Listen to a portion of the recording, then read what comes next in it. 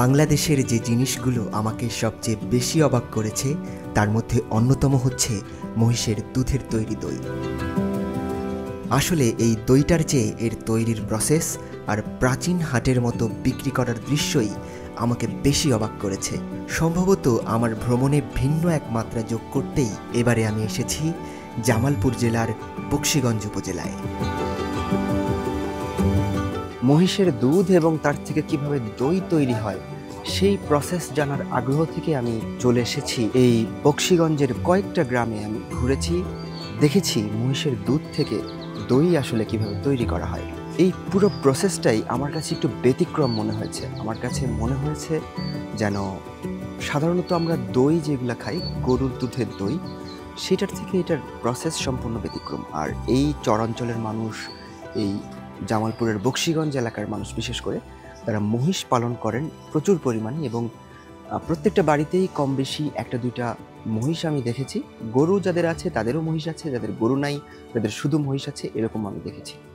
তো সব কিছু মিলে আমার কাছে বেশ ভালোই মনে হয়েছে। মহিষের দুধ থেকে দই তৈরির প্রসেসটা একেবারেই আলাদা।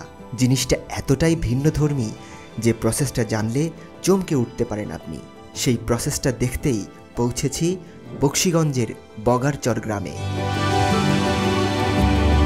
দই তৈরির প্রসেসটা দেখে চলে যাব এই অঞ্চলের বিখ্যাত এক বাজার নঈম মিয়ার হাটে, যেখানে ৯০ দশকের দৃশ্যের মতো আমার চোখে ধরা দিয়েছে এই দই বিক্রির কর্মকাণ্ড।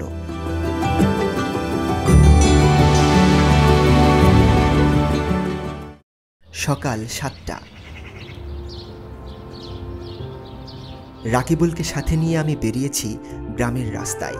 মানুষের বাড়ি বাড়ি ঘুরছি আর দেখার চেষ্টা করছি মহিষের দুধ সংগ্রহ করা হচ্ছে কোথায়, তারপর সেই দুধ থেকে কিভাবে হয় মহিষের দই, সেটাই মূলত দেখার বিষয়।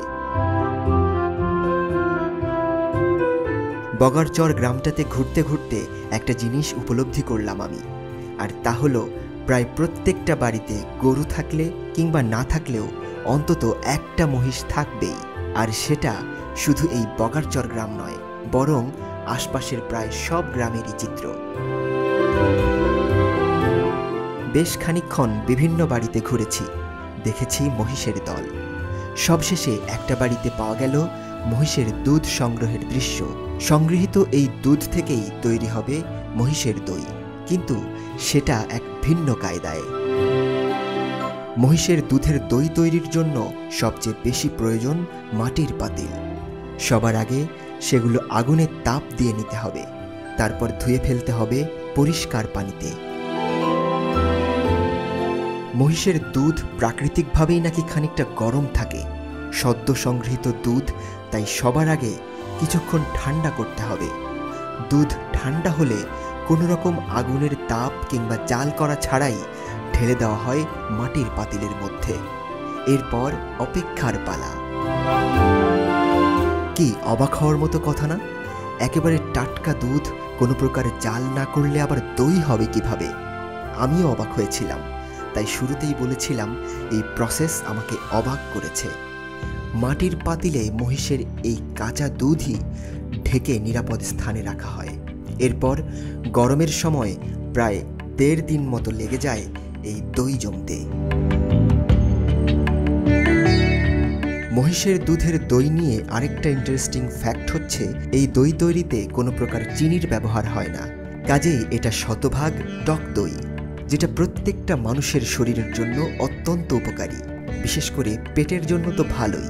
ডায়াবেটিস রোগীরাও সম্ভবত এই দই অল্প পরিমাণে খেতে পারবেন, যেহেতু এটা টক দই। তবে মহিষের দইয়ে ফ্যাটের পরিমাণ অনেক বেশি, কাজেই সেটাও মাথায় রাখতে হবে খাওয়ার সময়। দই প্রস্তুত হলে এবারে আসে বিক্রি করার ব্যাপারটা। স্থানীয়ভাবে মানুষ বাড়িতে বাড়িতে তো বিক্রি করেই, তার চেয়ে বেশি যেটা আমাকে মুগ্ধ করেছে সেটা হচ্ছে নির্দিষ্ট একটা বাজার, যেখানে প্রতি শনি ও মঙ্গলবার লাইন ধরে বসে বিক্রেতারা বিক্রি করেন এই মহিষের দই। আর এই বিখ্যাত বাজারটার নাম নঈম মিয়ার হাট।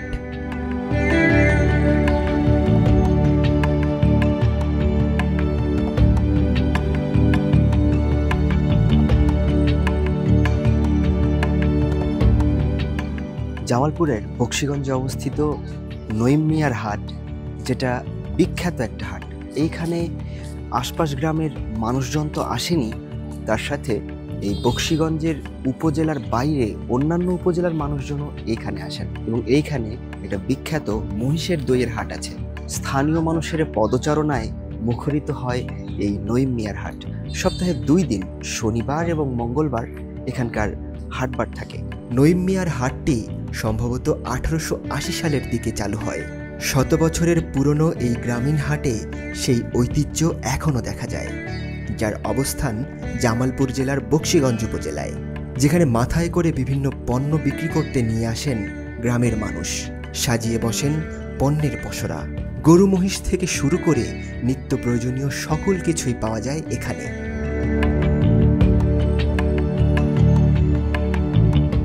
নঈম মিয়ার হাট ঘুরতে ঘুরতে আমি যেন ফিরে গেছি সেই পুরনো দিনে।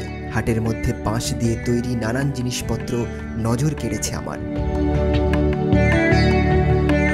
গোল বলের মতো এই জিনিসগুলো কিন্তু আখের গুড় বা পাটালি। চাল ডাল থেকে শুরু করে হাঁস মুরগি কি নেই এখানে। ধান, গম, সরিষা সহ আরও অসংখ্য শস্যদানা মাড়াই করার জন্য মিল ঘরও আছে। এই গরমে বাজারে ঢুকে সবার আগে ঠান্ডা কিছু খেতে হবে। নঈম মিয়ার হাটে পেয়ে গেলাম লেবুর শরবত। সেটাই আপাতত শরীরে খানিকটা শীতলতা এনে দিতে পারে। শরবত খেয়ে আবার এগিয়ে চলেছি। লক্ষ্য এই নঈম মিয়ার হাটের সেই অংশটা যেখানে বিক্রি হচ্ছে মহিষের দুধের দই। নঈম মিয়ার দইয়ের হাটে পৌঁছে বুঝলাম দেরি করে ফেলেছি আমি। ইতিমধ্যে বিক্রি হয়ে গেছে অধিকাংশ দই। যাদের এখনও অবশিষ্ট আছে তারা এখনও আছেন এই সারিতে বসে। ক্রেতারাও মহিষের দই কিনছেন বেশ খুশি মনেই। এইখানে আমি নিছি 3 কেজি, আর আপ টু টোটাল আমরা 3 জন নিছি 10 কেজি নিছি আর কি। আমরা এখানে নিলাম 180 টাকা করে।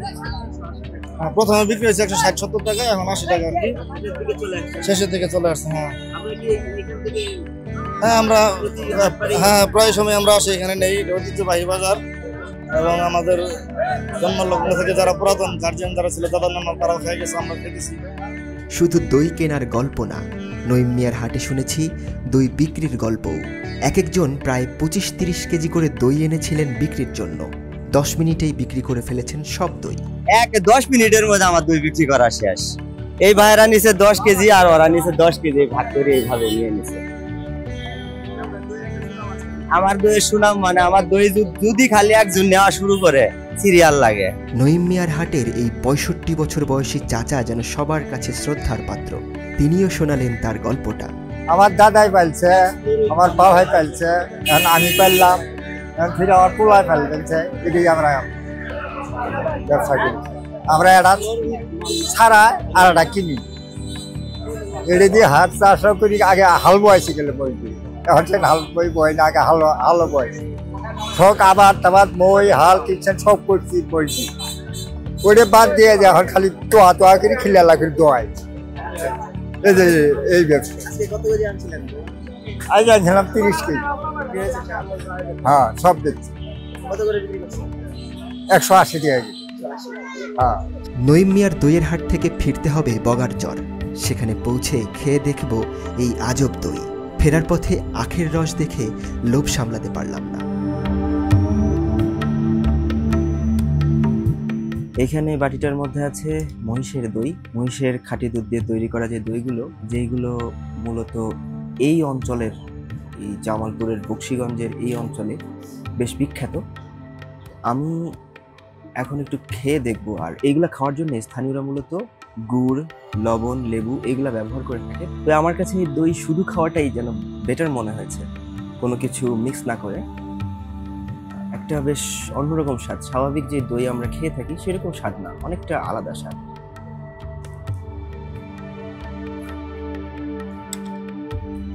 এবং এই দই শরীরের জন্য অত্যন্ত উপকারী, যেটা অনেক ডক্টরও প্রেসক্রাইব করেন যে টক দই, এটাতে কিন্তু কোনো চিনি নাই। ইভেন আমি যেমন প্রসেসটা দেখেছি সেখানে এই দুধ জালও করা হয় নাই, একেবারে র মহিষের খাঁটি দুধ জাস্ট পাতিলের মধ্যে দেওয়া হয়েছে, সেখান থেকে দই হিসেবে জমে গিয়েছে।